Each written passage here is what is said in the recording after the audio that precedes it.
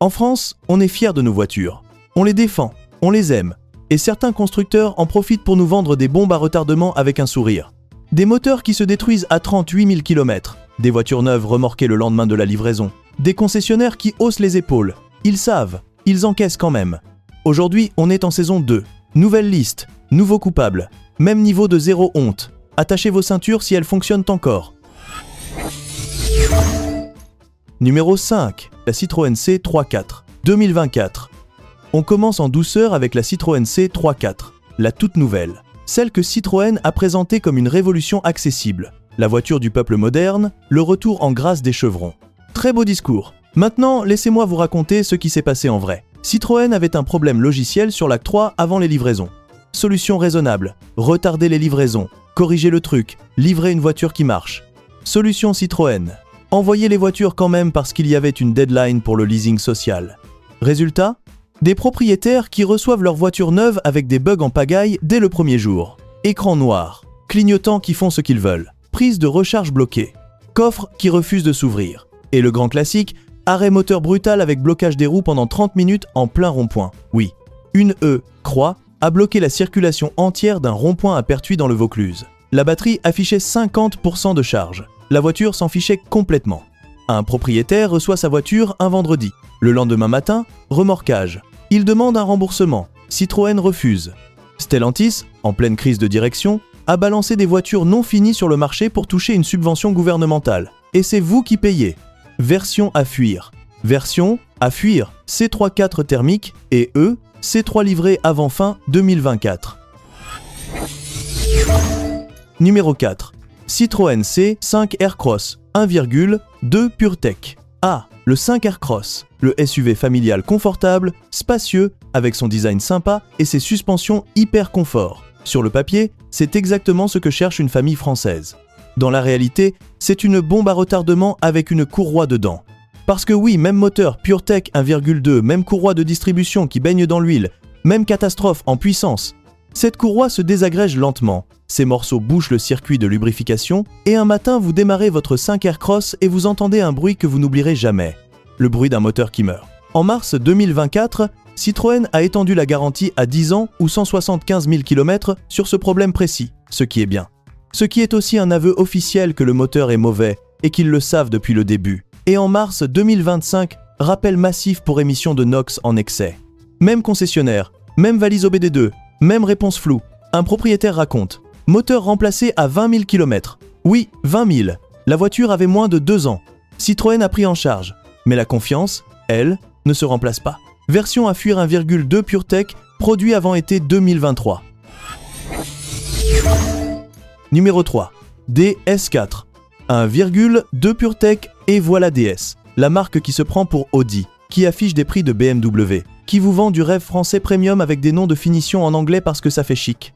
La DS4 démarre à 35 000 €. Pour ce prix-là, vous êtes en droit d'attendre une voiture qui fonctionne. Spoiler, c'est pas gagné. D'abord, la version 1,2 PureTech, oui. Encore ce moteur maudit avec sa courroie humide identique à celle de la 308, du 3008, de la 2008. Même bombe, emballage premium. Ensuite, DS a sorti une version EB2 avec chaîne de distribution censée tout régler.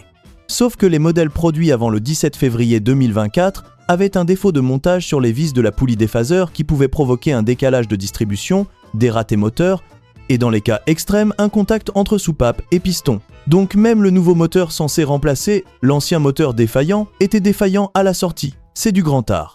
Un propriétaire achète une D4 d'occasion avec 4000 km en juillet 2023. En 13 mois, 10 passages en atelier. Suspension avant remplacée 2 fois en 3 mois. Problème électronique, toujours non résolu, en février 2026. Il a même créé une liste de défauts constatés. La liste prend une page entière. C'est une voiture premium. Elle mérite des problèmes premium. Version à fuir DS4, 1,2 PureTech courroie avant été 2023, EB2 avant 17 février 2024. Numéro 2. Peugeot 2008, i1,2 PureTech. Le Peugeot 2008, le SUV compact le plus vendu de France pendant des années. Adorable de l'extérieur, intérieur bien fini, high cockpit séduisant. Et sous le capot, la même courroie que tout le monde dans cette vidéo. Parce que chez Stellantis, quand t'as un problème, tu le partages avec toute la famille. C'est généreux quelque part. Achetée neuve en novembre 2023 avec 43 288 km au compteur chez un concessionnaire officiel. Le moteur casse le 10 juillet 2024. Aucun voyant allumé, aucun signe avant-coureur. 0. Le moteur s'est arrêté et c'est tout. La garantie du garage couvre 50%. Peugeot refuse de prendre en charge les 50% restants. Montant total de la réparation, plusieurs milliers d'euros. Un autre propriétaire. Courroie changée à 30 000 km pour 770 euros. Peugeot refuse. Un mécanicien professionnel, courroie changée à 48 000 km sur son propre 2008 à la limite de la casse, usure extrême. Et le plus beau, c'est que Stellantis est au courant depuis 2015. Les premiers rappels datent de 2020.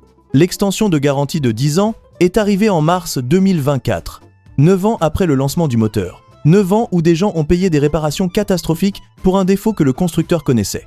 Version à fuir 2008-2, 1,2 PureTech produit avant été 2023. Numéro 1. Peugeot 3008 1,2 PureTech.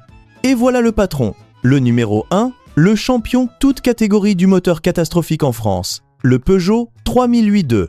383 témoignages de panne recensés sur fiche-auto.fr pour la seule deuxième génération. 383. C'est pas une voiture, c'est une association de victimes. Achetée 27 000 euros en 2021, neuve, 100 km au compteur. Juin 2024, sur l'autoroute, à 500 km du domicile, la voiture s'arrête d'un coup. Diagnostic, une bougie a fondu et transpercé le bloc moteur. Facture, 10 000 euros. La voiture avait 38 000 km. Un autre propriétaire, 3008, acheté 25 000 euros il y a 3 ans. Reprise proposée aujourd'hui par le concessionnaire, 5 000 euros. Pas parce que la voiture est vieille.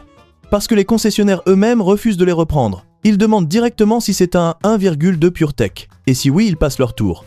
La courroie de distribution baigne dans l'huile moteur. Quand elle se dégrade, ces morceaux bouchent le circuit de lubrification, tuent la pompe à vide et peuvent détruire le moteur complet. Casse documentée dès 50 000 km selon les sources. Remplacement de moteur, entre 4 000 et 10 000 euros selon les cas. Un propriétaire sur les forums résume la situation mieux que moi. Un prix énorme pour une voiture biodégradable. La prochaine sera chinoise. Au moins, j'en aurai pour mon argent. Voilà, c'est le numéro 1. Et honnêtement, c'est mérité. Version à fuir 3008-2, 1,2 PureTech produit avant été 2023, toute version. Conclusion. Voilà pour cette saison 2. 5 voitures françaises. Un seul point commun. Des constructeurs qui ont mis sur le marché des produits qu'ils savaient défaillants en espérant que vous ne le sauriez pas. Maintenant, vous savez. Si cette vidéo vous a sauvé d'une mauvaise décision d'achat, partagez-la et dites-moi en commentaire. Vous avez déjà vécu une galère avec une voiture française ? Je lis tout. Abonnez-vous aux voitures françaises. À très vite!